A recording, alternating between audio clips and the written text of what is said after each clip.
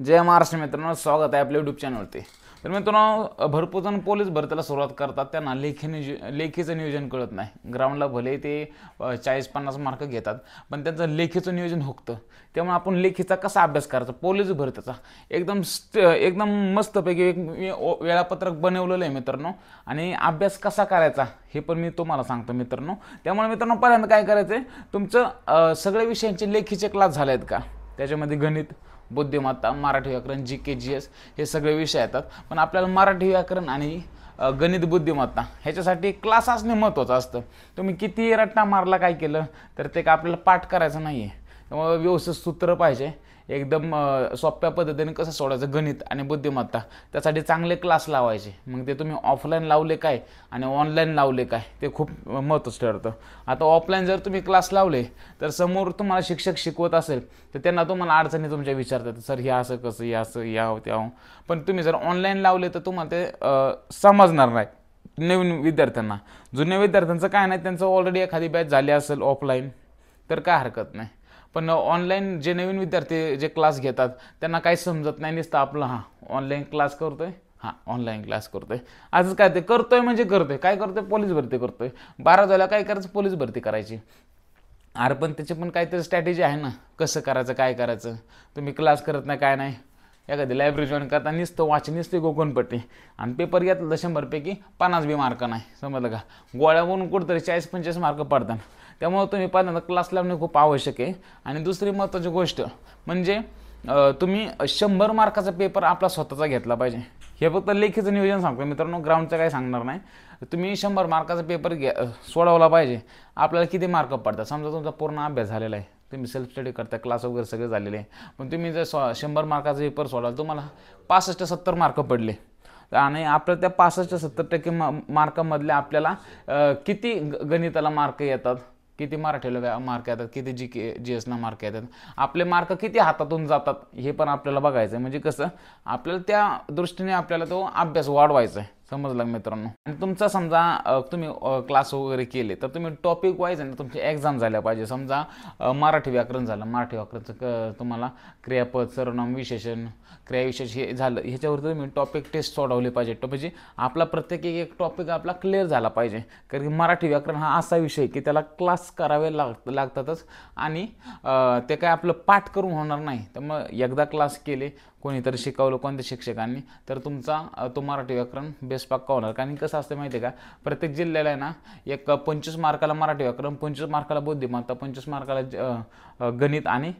25 मार्काला GK GS, हे असा pattern असतो 100 मार्काचा।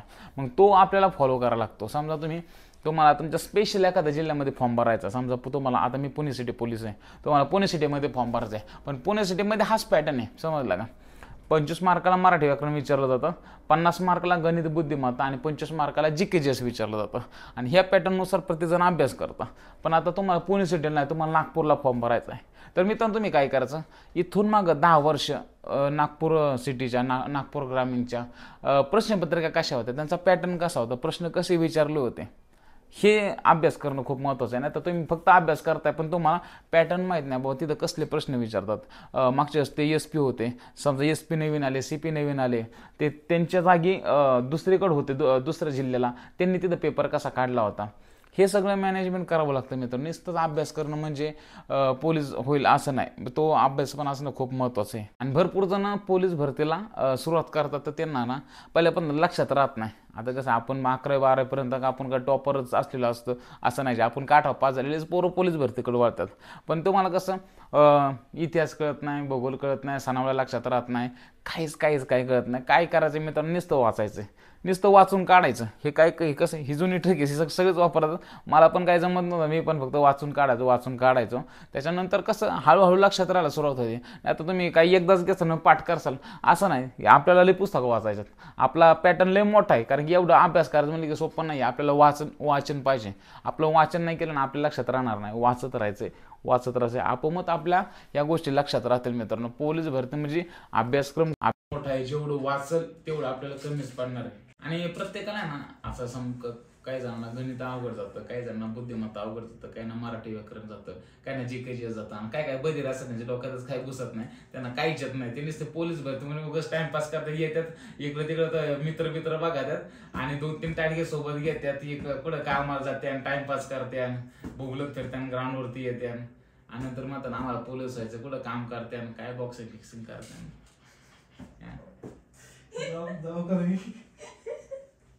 आता हे सांगितलं तुम्हाला अभ्यास कसा करायचा, पण समजा तुमचं मस्तपैकी सगळ्या बॅच झाल्या, 2 वर्ष तू पोलीस भरतीच करतोय, मला डोक्यातच काय म्हणा की बाबा यार तर अभ्यासाचं नियोजन कसं लावायचं. मित्रांनो, ह्याच्यामध्ये मी तुम्हाला पूर्ण वेळापत्रक म्हणजे मी पूर्ण अभ्यास करूनच बनवलेलं आहे मित्रांनो, की आपल्याला सोमवार ते पुढल्या रविवारपर्यंत कसं नियोजन करायचं, अभ्यासाचं काय नियोजन करायचं. समजा तुमचं मस्त सगळे क्लास झालेले 70-72 असं तुमचा स्कोर येतो, 60-65 असा स्कोर येतो, मग तुम्हाला स्कोर न्यायचा तुम्हाला 90+. आता 90+ न्यायचं आम्हाला एक वेळापत्रक पाहिजे, प्रत्येकाचं एक सेपरेट वेळापत्रक असतं. नाहीतर मग आमच्या अकॅडमीमधला सोम्या भरती झाला, तो आला, त्याने 4 भाषणात 2 शब्द ठोकले, बरं वाटलं, त्याने मग त्याला जाऊन विचारलं, बाळा दादा तो पुस्तक कोणती वापरली, त्याने लय अभ्यास केलेला असतो, काहीतरी म्हणा बाबा मी हेच पुस्तक वापरलं, तेच वापरलं, लय अभ्यास केलेला असतो.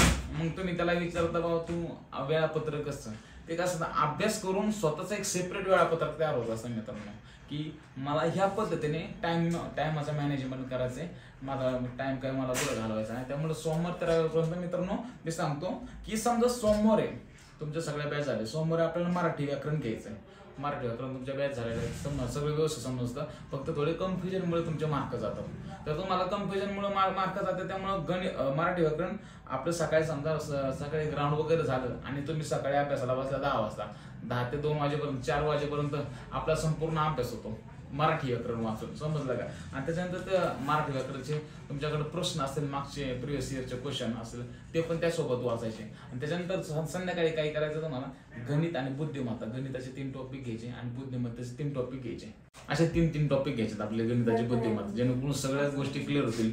रोज गणित बुद्धिमत्ता आपल्याला सोडवायचं आहे. मग त्याच्यानंतर आपल्याला आपण मंगळवारचं काय घ्यायचं, आता आपल्या ज्याच्यामध्ये सामान्य विज्ञान पण भरपूर प्रमाणामध्ये, यांनी काय शोध लावला, बॉडीमध्ये कसले पार्ट आहे, रसायनशास्त्र, भौतिकशास्त्र, कांदा लसूण हे सगळे, त्यामुळे विज्ञानाला पण आपल्याला 3-4 तास जातात. तुमचा सगळा अभ्यास झालेला आहे, 10 वाजता 10 ते 2 वाजेपर्यंत मस्तपैकी विज्ञान सगळं वाचून टाकायचं, 2 ते 3 वाजेपर्यंत मस्त जेवायचं, झोपायचं, 3 वाजेपर्यंत मस्त 3 वाजता गणित बुद्धिमत्ता घ्यायचं, गणिताचे 3 टॉपिक घ्यायचे, बुद्धिमत्ते 3 टॉपिक घ्यायचे, मस्तपैकी क्लिअर करायचे. 5-6 वाजेपर्यंत ते टॉपिक होतात, मस्तपैकी एक झटक्या पिका टाकून यायच्या, मस्तपैकी गावामध्ये परत अभ्यासाला बसायचं, चहा पी प्यायचा, नाही भेटला तर गप्प बसायचं आणि अभ्यास करायचा परत एकदा. आणि बुधवारी मित्रांनो आपला इतिहास, आता इतिहास आधुनिक भारताचा जगाचा इतिहास तुम्हाला माहिती आहे, तो आपल्याला सगळं वाचून काढायचा आहे.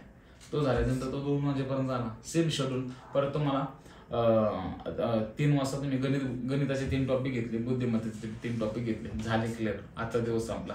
त्याच्यात आपला आला गुरुवार महाराष्ट्राचा भूगोल लय मोठा आहे, आपल्याला तो वाचायचा, पूर्ण वाचून काढायचा, पूर्ण क्लिअर करायचा, काहीच सोडायचं नाही त्याच्यामधलं. आणि त्यानंतर आपलं गणित बुद्धिमत्ता 3 टॉपिक मस्तपैकी समजलं. त्यानंतर आपलं शुक्रवार भारताचा भूगोल घ्यायचा मित्रांनो, भारताचा भूगोल. आणि तुम्हाला जर कोणता पण विषयाचा जर लवकर होत असेल तर तुम्ही एक्स्ट्रा अभ्यास केला नाही ह्याच्यामध्ये तरी तो तुम्हाला ते उपयोग ठरू शकतो. मग तर परत सेम गणिताचे 3 टॉपिक, बुद्धिमत्तेचे 3 टॉपिक. आणि तुमचे हे टॉपिक जर लवकर झाले, कारण की कसं आहे गणिताच्या ह्याच्यामध्ये काही टॉपिक छोटे ते लवकर एक अर्ध्या पाऊण तासातले सगळं उदाहरणं सोडून होतात, त्याच्यामुळं ते टॉपिक झाले तर तुम्ही एक्स्ट्रा अभ्यास किंवा प्रश्नपत्रिका सोडा किंवा जीकेची नोट्स काढा किंवा एक्स्ट्रा अजून काय जरा अभ्यास तुम्हाला वाटतं नाही हे नवीन पुस्तक आले ते मला वाचायचं आहे, ते तुम्ही अभ्यास करू शकता. तर तुम्हाला शनिवारी मित्रांनो पंचायत राज नागरिकशास्त्र घ्यायचंय मित्रांनो, पंचायत राज आणि नागरिकशास्त्र आणि गणिताचे तेच 3 टॉपिक सेम तेच आहे. हे आता पत्र तुम्ही एकदा 1 महिनाभर फॉलो करून बघा. आणि रविवारी मित्रांनो चालू घडामोडी लिहायच्यात, कारण की आठवड्यामध्ये तुम्हाला रोजगार नोकरी संदर्भात आमच्या पेपर यायचा, त्याच्यामध्ये सगळं आठवडाभर काय झालं, कुणाच्या बाध्या झाल्या, कुठं बॉम्बस्फोट झाला, कुठं भूकंप झाला, कुठं काय हे ते ह्याचं सगळं लिहून टाकायचं की हा आठवडा बाबा 12 ते 19 डिसेंबरपर्यंत, जानेवारीपर्यंत, या 8 आठवड्यापर्यंत काय काय चालू घडामोडी झाल्या तर सगळ्या लिहून काढायच्या. आणि सर आपलं तुमचे तर सगळे गणित बुद्धिमत्तेचे टॉपिक तोपर्यंत संपलेले असतील, तुम्ही रोज 3 सांगतो ते. आणि त्याच्यानंतर एक प्रश्नपत्रिका सोडवायची आपल्याला, 100 मार्काची, कोणत्या पण जिल्ह्याची न सोडवली, नाही तर सोडवलेली सोडवसान हे मला 92 पडले 95 पडले असं नाही झालं पाहिजे. त्याच्यामुळं एक प्रश्नपत्रिका आपण कधीच बघितली नसेल ती प्रश्नपत्रिका सोडायची, कोणत्या पण पोलीस भरती प्रिव्हियस इयरची, समजला. आणि रविवारचं जर समजा वेळ भेटला तर थोडंफार एन्जॉय करून मित्रांमध्ये जाऊन या, बस एक टाइम स्पेंड करा. आणि परत सोमवार ते आणि परत रविवारपर्यंत हेच शेड्यूल तुम्ही 1 महिनाभर तुम्ही जरा ट्राय करून बघा. जर तुमचा सगळा अभ्यास झाला असेल तर मित्रांनो तुम्ही एकदा हे ट्राय करा. मित्रांनो व्हिडिओ कसा वाटला मला नक्की कॉमेंट बॉक्समध्ये सांगा, कारण की व्हिडिओ महत्त्वाचा होता. कारण की पोलीस भरतीचा अभ्यास कसा करायचा, नियोजन कसं करायचं हे कोणा ताळमेळच लागत नाही. वर्ष 2 वर्ष 4 वर्ष पोलीस भरतीच करत असतात, पण काय लेखीला स्कोर वाढत नाही किती पण अभ्यास केला तरी मित्रांनो. त्यामुळं हा बदल तुम्ही एकदा करून बघा, तुम्हाला नक्की या गोष्टीचा फायदा होईल. जय महाराष्ट्र.